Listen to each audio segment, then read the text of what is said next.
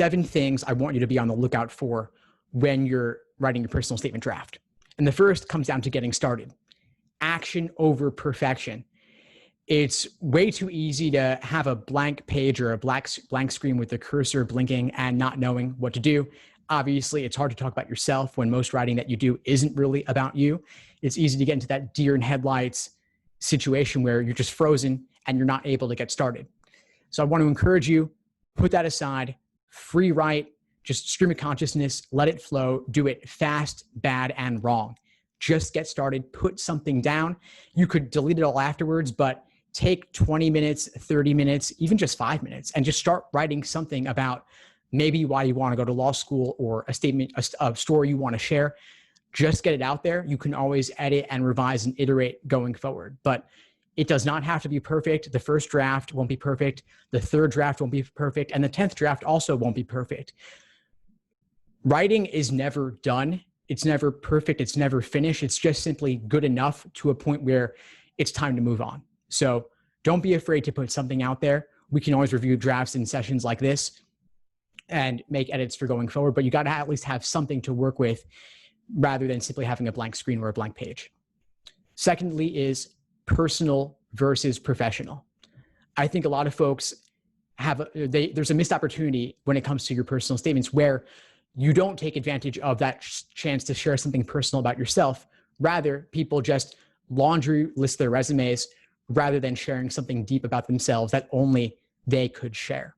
So your resume is your resume. Leave that there.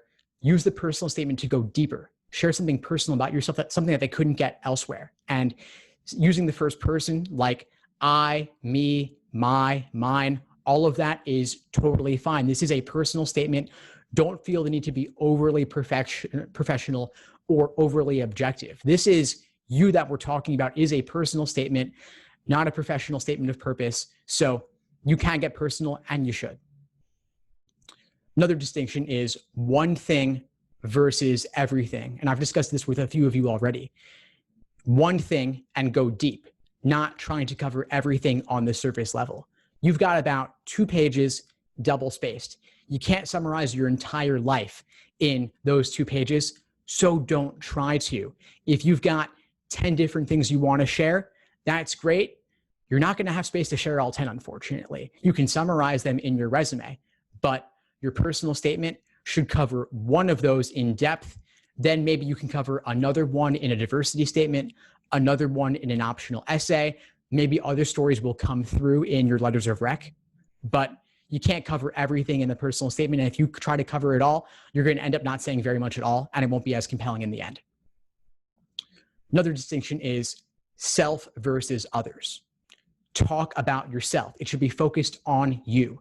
A lot of people submitted drafts to me that covered other people, how they admire somebody else, how they had an experience of somebody else. It could be a family member. It could be somebody you encountered once in your life, but they really made an impression on you. And that's great. Role models are important. Stories are important, but bring it back to yourself. Only use the other person as a jumping off point. Bring it back to you and the insights and takeaways you got from that interaction or that experience of somebody else. So it should be maybe 5% them or 10% them, the rest all about you, bringing it back to you. Another distinction is extraordinary versus the everyday.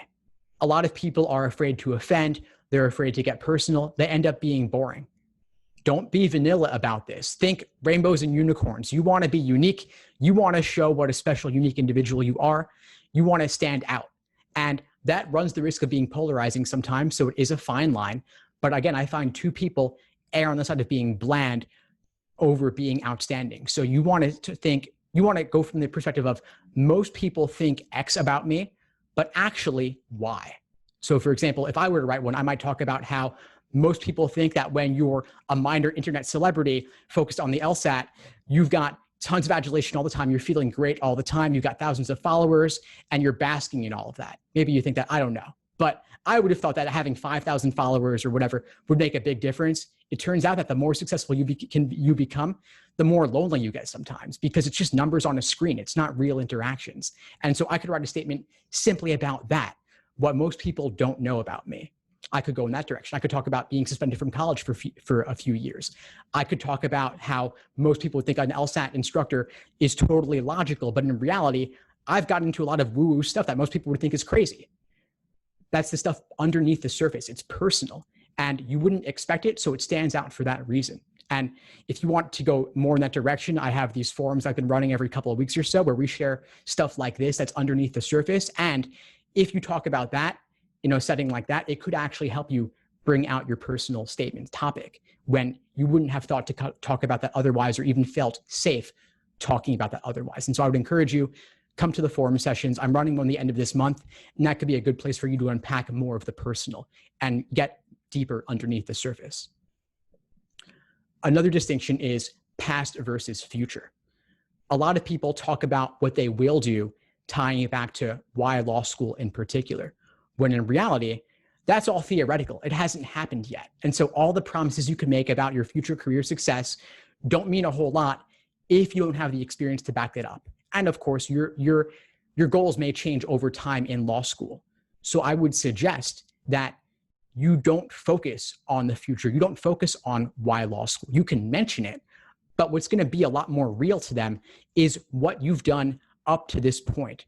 And again, not laundry listing the resume. You'll have space for that, but instead talk about one particular thing you've done, one experience you've had, and that will serve as your evidence, as your reason why law school and why perhaps a particular career goal.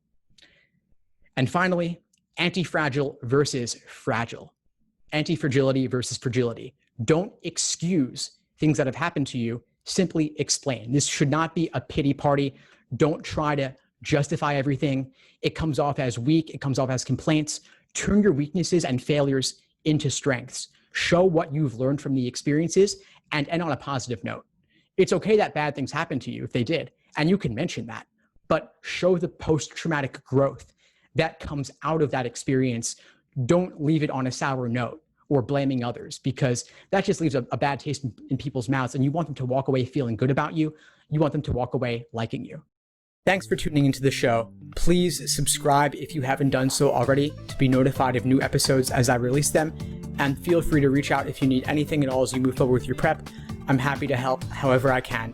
In the meantime, I'll wish you all the best and take care.